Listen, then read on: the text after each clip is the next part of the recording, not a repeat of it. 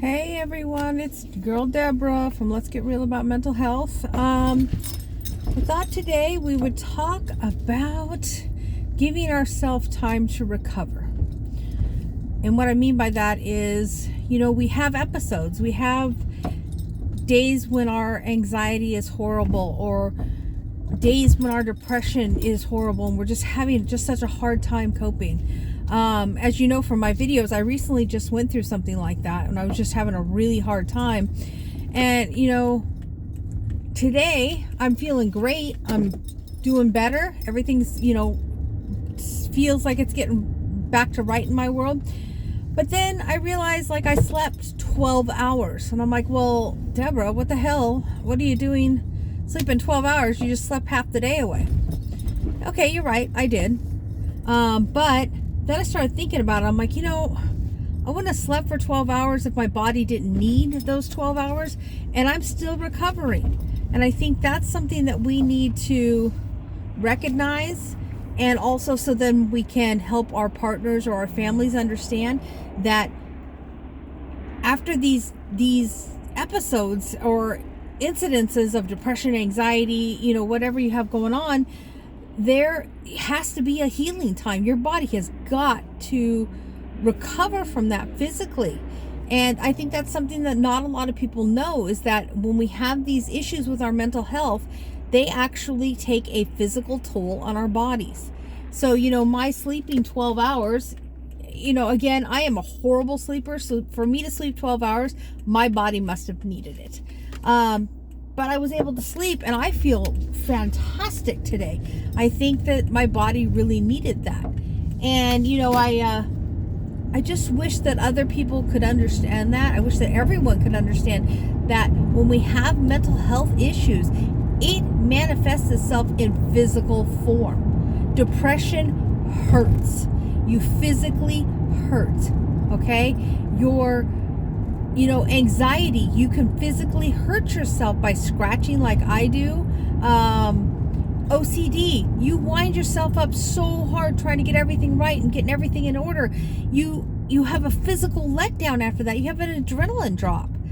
And I don't think that people without mental health, who don't have mental health issues, I don't think they understand that.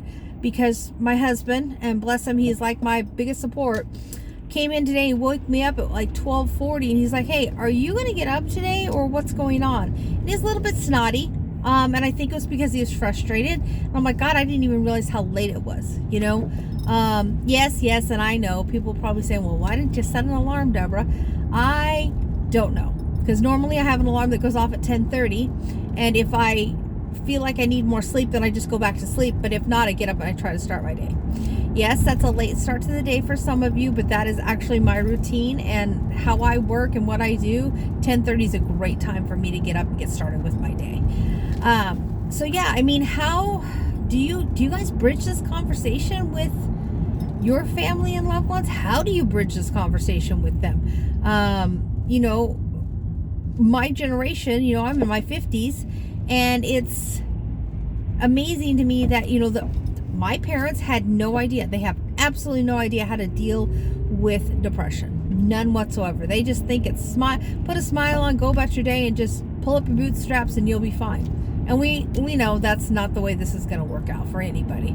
So, how do you guys bridge that conversation? I don't even try to bridge the conversation with my family. My husband's about the only one that I try to bridge the conversation with, because of the older generation, they're so set in their ways at this point. I don't think it would do me any good to try to convince my 75-year-old father that I need that extra sleep. There's a reason I'm not up at 6 o'clock in the morning, and to bed at by 9. That's just not me. That's not my sleep schedule. But also, it's just, some days I need more. And I don't even try to bridge that conversation with him, because I think it would be like beating a dead horse. He's not going to change his ways at this point. He's 75 years old, He's just not going to change his ways. He's not going to change his ways of thinking. But, if you have younger family members, and you can try to explain that to them, how do you guys do it? How do you do it without, the frustration that I had the first time I tried to explain things to people was just so unreal that I ended up crying, and I was in another another depressive state because I could not get my words out. And it's it's kind of a vicious cycle. It's kind of like the you get so anxious that you're not sleeping, but now your anxiety is causing you to lose more sleep. It's just a really vicious cycle there when trying to explain things to somebody who does not have a mental health disorder, or someone who doesn't even believe this stuff is real. And we all know how real it is. I mean, I was so... see, I just went on a tangent. I wanted to share something with you guys.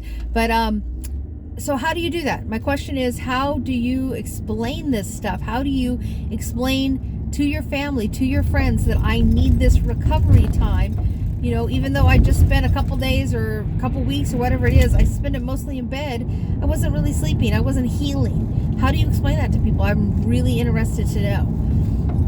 So the story I wanted to share with you guys, I was really, really excited. I saw a commercial on TV the other day, and I heard one on the radio talking about mental health issues in our school system. When it's so refreshing to me to hear people recognize, hey, you have to succeed, you have to get all A's to be a success in life. That kind of pressure off our children, because life is hard enough, and you're only a child for a very short time when you look at the whole realm of your life. Why would we put that kind of pressure on a child before we have to? And you know what, I'm guilty. I've never said that C's weren't okay. C's are okay in my household. However, I had two kids that would only do C's because they were lazy and just wouldn't try. They're like, I can coast through this class. I don't even have to open my book. And that kind of annoyed me. I'm like, put a little effort into it, But I also have kids who are very, very competitive, and they put so much pressure on themselves to succeed at their given sport or academic or whatever. As a parent, I fell into that. I went along with the pressure they were putting on themselves and I felt I was encouraging them, that I was fostering an environment for them to be successful. Now looking back on it, no, I put too much pressure on my kids. I really did. And especially looking back now, I have 3 adult children who all 3 have episodes of depression. And I wonder how much my attitude as a parent to push at the time to what I thought was helping them succeed, how much that played into it.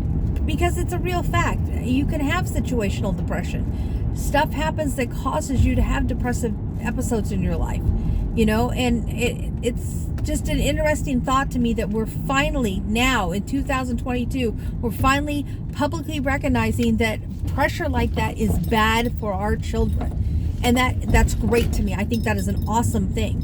What do you guys think? Do you think it's past time? I kind of think it's past time. I think, there are a lot of things in our society that are well past the time that they should have been dealt with, and equality should have been brought to where it is. And I mean, how do you deal with that with your kids? Those of you who have young kids, how do you avoid doing that? How do you avoid putting so much stress on your kids? And I have one viewer that sent me a thing, the way I stay connected. It's such a great idea. I'm sure I've mentioned it before. She has 15 minutes of one-on-one time with her kids every day. She has two kids and an older stepchild that she can spend those 15 minutes with to stay connected. What was the best part of your day? Let's do this. Let's and just really communicate with her children. And I honestly think that is going to have such a positive effect on her children. And the best thing about it is I think that she is actually putting together a relationship like she had with her mom. Her and her mom were best friends. And I think that honestly, she is putting together the foundation for that to be the same way with her children. There will never be a time when her children can't come to her and say, hey mom, this is what's going on, And so I think that's important that we recognize that. And I really wanted to just do a shout out to her. I didn't have her permission to use her name, so I'm not going to use her name, but she knows who she is. So, hey, give me your thoughts, give me suggestions, give me anything you want to share with me. I'm thinking that I'm going to be doing another video here shortly. I really want to get one together on grief because it's such a prominent thing for me right now in my life. But I'd really like to do a, do anything. You guys, I'm open. If you want to talk about anything, please send in your suggestions and I will be happy to work up some research and talk on that subject. So, all right, I'm going to check out for the day, but remember, always be kind to yourself. Always be kind to yourself, and always remember there's nothing wrong with you. You're just you, and you is just fine. Talk to you later. Bye.